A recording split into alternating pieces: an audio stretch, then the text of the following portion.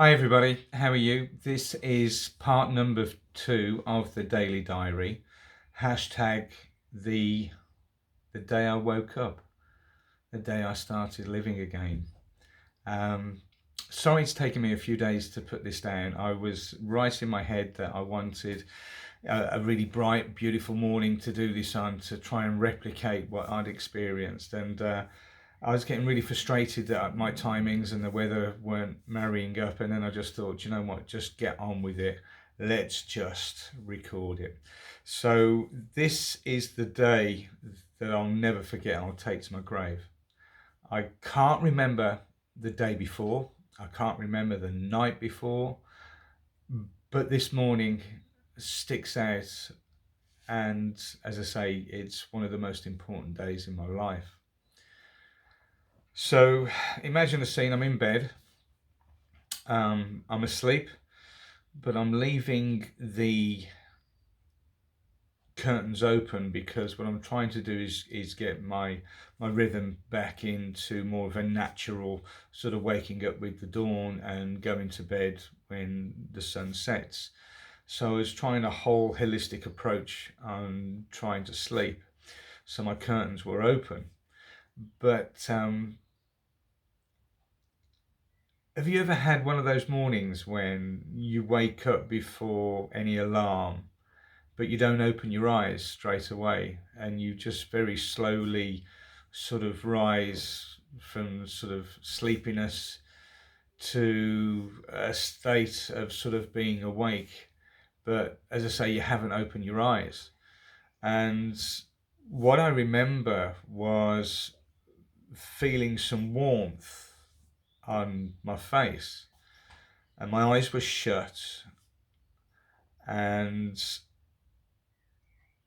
I was sort of in that limbo, sort of awake, asleep sort of space that you can be in. But I was aware that for the first time in years, absolute years, something felt totally different. And I'm going to try and put into words what are emotions and feelings, which I'm not that eloquent anyway, but I'll try to do my best. It's really hard to do because I had this overwhelming sense of joy, of love, of hope, of life. And I lay in bed, and what I really picked up on was this cacophony of sound. Um, I had a bit of a sort of a coppice of trees at the back of the house. There are probably about 60, 80 trees, a lot of elms. Um, and there was this noise of all the birds tweeting and chattering to each other. It was just totally all immersed in just this. That's all I could hear was this joy of all these of all this bird song that was going off around me, um, and just being present in the moment. I wasn't really thinking anything. I wasn't really doing anything. I was just lying there. And I slowly became aware that it was becoming brighter, and then a much more intense sort of a bright white light. And even with my eyes closed, it was if they were open. It was that bright. And I just remember the sort of raising temperature, or the rise in temperature rather, and it almost felt like being like a battery, just soaking up the energy of the sun that was streaming in through the window. And then I became aware of a few other sounds, maybe the world starting to wake up. There was a shop about 200 feet away. I'm showing my age there if I'm talking in feet. Sorry. And it had a little sort of noise that it made when people walked in and out of the shop, which I'd only ever noticed when I was walking in or out of the shop. I'd never heard it in my bedroom before, but everything else was that quiet. And then you just started to maybe hear the odd footfall or a car door opening, but I was still in this trance-like, loved up, calm, relaxed, feeling energized, but at the same time just really chilled, and just this overall feeling of well-being and and love. And I got up out of bed and I went to the window and stood back a little bit, and I could see the sun, and it was one of these mornings where there wasn't a cloud in the sky. It was really crisp blue, and everything just looked, that early morning, just as dawn comes up, sort of pristine, new. Nothing's been tainted by the day at this point. It's immersed from the darkness, and it's just perfect. And within all these trees, there were a load of squirrels, and it was around about this time of year, so the squirrels were out, and I remember some of them chasing each other, which was really comical to watch them whizzing around and admiring their accuracy when they were jumping from tree to tree, and put on a real show, and watching the birds, and there's some local cats. Then I saw somebody walking a dog. But everything happened out of time. Like there was no time. I couldn't tell you if it had been a minute or an hour or 3 hours. And it didn't matter. It didn't matter at all. Time was just immaterial at that point. And I was just in this moment, in this bubble. And I had that amazing realization that I wanted to live. I wanted to live. And that's something I hadn't woken up to for that long. In fact, I'd spent many months, years, wishing that I hadn't woken up. But this is about the positive, so it's more about how I felt this morning. But it was from dark to light, from black to white, from yin and yang, whatever you want to call it. But it was this wonderful feeling rushing through me that I was absolutely glad to be alive.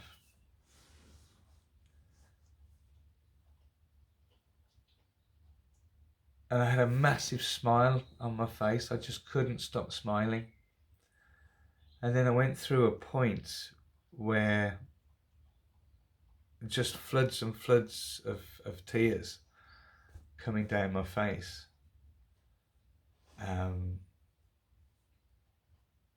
Gosh knows where all the water came from, all the fluid. And it was like being reborn. It was like finding out, appreciating life again, like I'd never ever appreciated it before. I knew at that moment, the very heart and soul of me, that everything was going to be all right. Everything was going to be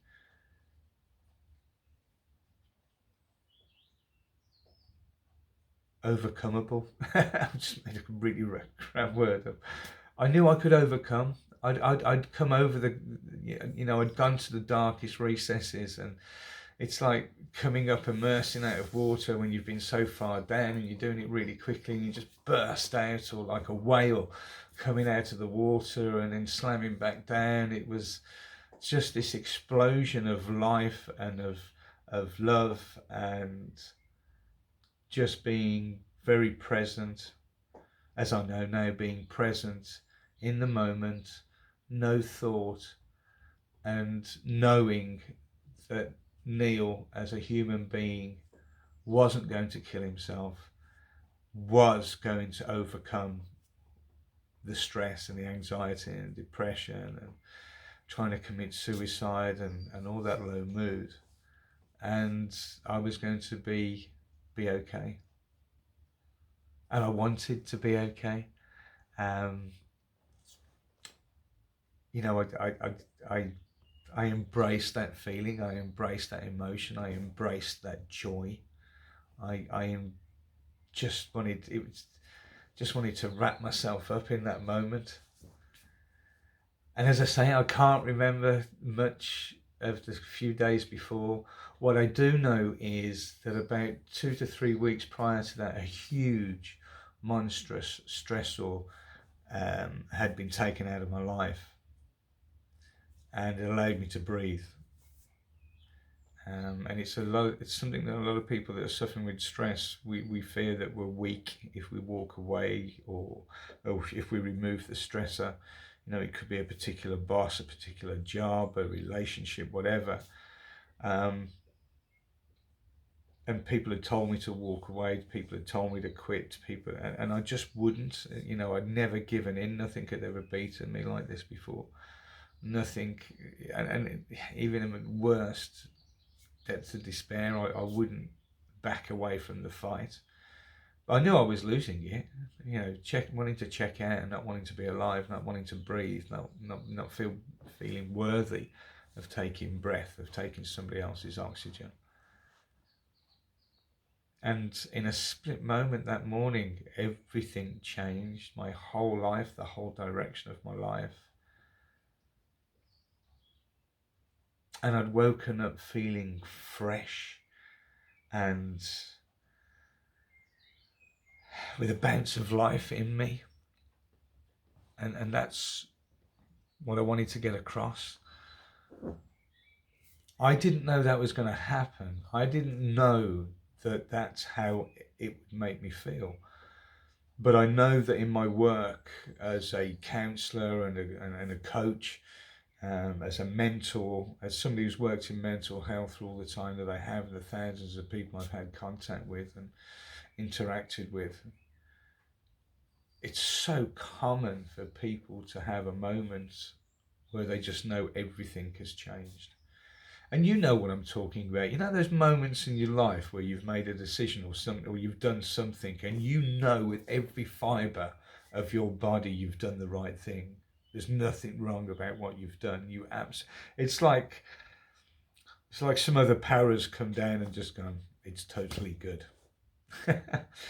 And you know it to be true. And that's what had happened to me that morning. I knew I wanted to be alive. I knew I was going to overcome. And I woke up feeling fantastic. I'd forgotten what that had felt like, having been past being tired and knackered and exhausted and at your wit's end. I mean, those were so minor compared to the depths that I sank to. I don't have the words to describe the detesting and loathing I had of myself. So to have woken up with that zest for life.